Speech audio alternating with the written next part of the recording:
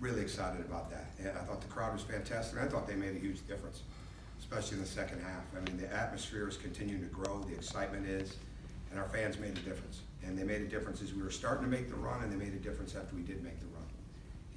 And that's awesome. I know we've got some sellouts coming and things like that, but I said this at the beginning, I'm never going to take it for granted. No matter how long I'm here, no matter how many sellouts we have, no matter how many great crowds, never take it for granted. And I'm very, very appreciative of that. And they made a difference for us because we got our second wind in the second half. A big number for us outside of our deflection numbers are how many times do we get 3 stops in a row in a game. And we try to get the guys to understand when you start getting 7 or more, and when you get 3 stops in a row 7 or more times in a game, it's really hard to lose. And we had 7 today, and that's huge. So stringing together stops, defending what I think is an outstanding 3-point shooting team, and defending them overall very well. Being active, getting back into the rebounding game better, and then coming down and moving the ball better. You know, we moved the ball. They clogged the lane pretty well. Early, we did a decent job of moving the ball, moving without the ball. We did a much better job in the second half of that. Really excited for the way Ray played in the second half because he's been banged up a little bit, and he's working through it. And he was not nearly aggressive enough in the first half. Responded to a bit of a challenge and took off. And he made his first shot, which is always helpful. But he really played. He played with great maturity in that second half, as did Derek, as did Nick throughout the game. And then we got substantial minutes from different guys that were starters. I thought T-Shawn, I thought Turtle, Tyree did good things after he settled in. He tore him. So that's the way we have to win. We have to win. We can't be thinking about, we can't see ghosts when it's time to take a shot if we're open. I think if I had any real pinpoint thing that we're going to have to really do a better job, we missed not on purpose, but we missed too many times we were open inside on some cuts and on some post-ups. We want to be able to score quicker in there. We knew they wanted to double. We had some double schemes, but we got to get it in even faster. But we think we beat a really good team tonight, and I'm really proud of the way they played and extremely happy to have a crowd like this. Coach, I'm interested in hearing about this challenge of Ray Sean. It was quick. It wasn't bad. No, I just, it was really, Ray, we need the rebounds. Do you want to come off the bench, or are we going to get them right now? Right? And I don't think he was used to hearing that. So it wasn't in my top 100 of challenges. I've had a few. It was mild. But again, it's like, okay, no, we need more. This isn't good enough. And then he comes out in the second half, he bangs that first shot, looks good doing it. So that's important. But he has another gear in him. It's our job to keep pulling it out of him. And how important was it just to respond to what happened at Tennessee with what happened here tonight? Oh, I thought we'd respond. You're never sure if you're going to win. But I thought we'd respond because that's not indicative of us. We got to learn how to play on the road. And they, as I said to them before and as I said to them after, okay, the team that goes to Auburn, let's not even look at the result, okay, because we can't do anything about the result, all right, till that time comes. Are we going to be the team that started that game at Tennessee, or are we going to be the team that had all the excitement that was here tonight? Because it can't just be about the home crowd. It can't just be about I'm comfortable. It can't just be about anything. It's got to be about togetherness. And that's what we've got to continue to learn. You know, don't try to do it yourself. Don't make the pass one dribble too late. Make it one dribble early. You know, play with great energy. And it's amazing how that ball finds energy, how it finds movement when people are passing it quickly like we did in the second half. Between the Tennessee game and the first half, obviously there was 3-point struggles, and then the second half it obviously improved a lot once Ray Sean got going. How crucial was that, not only to the run and just the offense in general? I've been saying this a lot today in different segments. We rarely take bad shots. We take some, okay? All teams take some. I'm not saying we don't take some. A lot of times we take good shots badly, which means we don't have our feet right. We don't have our follow through right. Where our landing, it happens to Tyree some, our landing's not good, right? Like be ready, be balanced, go up, knock it down. But the ball's got to move for that to happen. We're not a great team coming off screens for threes right now. So it's more in a drive and kick type of situation.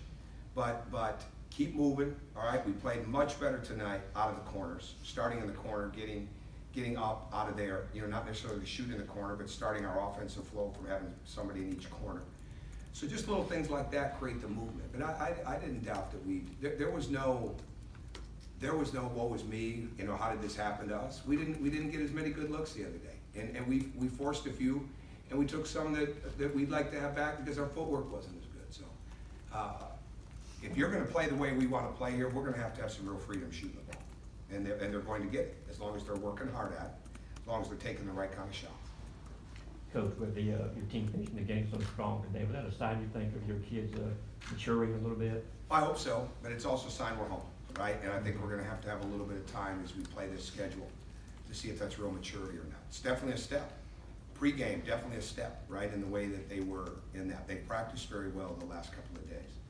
So it's so hard to go in there with that us against the world mentality that you've got to have on any road game, but you have to have it.